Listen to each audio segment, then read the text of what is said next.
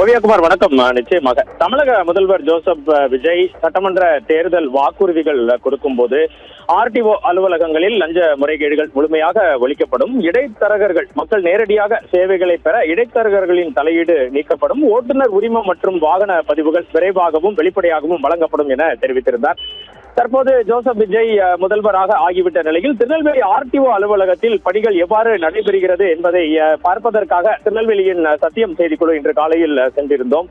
Tirunelveli RTO அலுவலகத்தில் ஸ்தம்பித்த பணிகள் என்றே குறிப்பிட வேண்டும். முழு நேர ஆர்டிஓ இல்லாததால் மக்கள் கடுமையான அவதிக்கு உள்ளாகி இருக்கிறார்கள். அவர்கள் புதிய அரசுக்கு பல்வேறு கோரிக்கைகளை வைத்திருக்கிறார்கள். ஓவியாகுமார், திருநெல்வேலி மண்டல போக்குவரத்து அலுவலகத்தில் ஆர்டிஓ அலுவலகத்தில் முழு நேர ஆர்டிஓ நியமிக்கப்படாததாலும் ஆன்லைன் இணையதள கோளாறுகளாலும் ஓட்டுநர் உரிமம், வாகன பதிவு உள்ளிட்ட அனைத்து பணிகளும் முற்றிலும் முடங்கி உள்ளதை நம்மால் நேரடியாக இன்று காலை பார்க்க முடிந்தது. திருநெல்வேலி மண்டல போக்குவரத்து அலுவலகத்தில் பணியாற்றி வந்த பழைய வட்டார போக்குவரத்து அலுவலர், அதாவது ஆர்டிஓ, பணி ஓய்வு பெற்றதை தொடர்ந்து கடந்த சில வாரங்களாக புதிய அதிகாரி எவரும் நியமிக்கப்படவில்லை.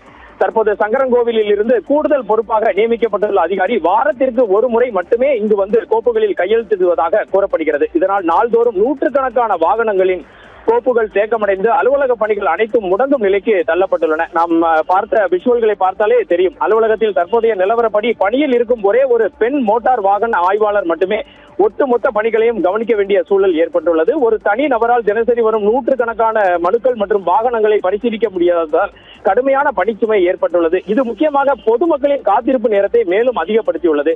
தினசரி ஆர்டிஓ அலுவலகத்தை நாடி வரும் பல்வேறு தரப்பினரும் ஓட்டுநர் உரிமம் மற்றும் LLR என அழைக்கப்படும் புதிய லைசன்ஸ் தகுதி சான்றிதழ், FC தகுதி சான்றிதழ், வணிக வாகனங்கள், கனரக வாகனங்களுக்கான தகுதி சான்றிதழ் பெற முடியாமல் உரிமையாளர்களும் ஓட்டுநர்களும் தவித்து வருவதை நேரடியாக காண முடிந்தது. புதிதாக வாங்கப்பட்ட 2 சக்கர மற்றும் 4 சக்கர வாகனங்களின் நிரந்தர பதிவு செய்ய முடியாமல் வாகன ஷோரூம் உரிமையாளர்களும் பொதுமக்களும் முடங்கி ஓடியுள்ளனர். இதற்கெல்லாம் மேலாக பார்த்தீர்கள் என்றால் ஓவியாகுமார், போக்குவரத்து விதிமுறைகள் மற்றும் விபத்து வழக்குகள் தொடர்பான நீதிமன்ற ஆவண நடைமுறைகளும் இதனால் தாமதமாகி வருகின்றன. அதிகாரப்பூர்வ ஆன்லைன் இணையதளமான சாரதி மற்றும் வாகன் ஆகியவை அடிக்கடி தொழில்நுட்ப கோளாறு காரணமாக மக்கள் செய்து வருகிறது. இதனால் ஆன்லைன் மூலம் கட்டணம் செலுத்துவதிலும் சான்றிதழ்களை பதிவிறக்கம் செய்வதிலும் பொதுமக்கள் மற்றும் கணினி மைய உரிமையாளர்கள் பெரும் சிரமத்திற்கு உள்ளாகி உள்ளனர். முழு நேர அதிகாரியை உடனடியாக நியமிக்க வேண்டும் என்ற கோரிக்கை எழுந்துள்ளது. இதற்கெல்லாம் மேலாக தமிழகம் முழுவதும் பள்ளி பேருந்துகளின் ஆய்வு மேற்கொள்ளப்படும் நிலையில் திருநெல்வேலி மண்டலத்தில் இதுவரை பள்ளி பேருந்துகள் ஆய்வுகள் அதிகாரிகளின் பற்றாக்குறையால் மேற்கொள்ளப்படவில்லை என்பது மிக மிக முக்கியமாக குறிப்பிடத்தக்கது. பேருந்து நிலையம் போல திருநெல்வேலி ஆர்டிஓ அலுவலகம் காட்சி அளிக்கிறது.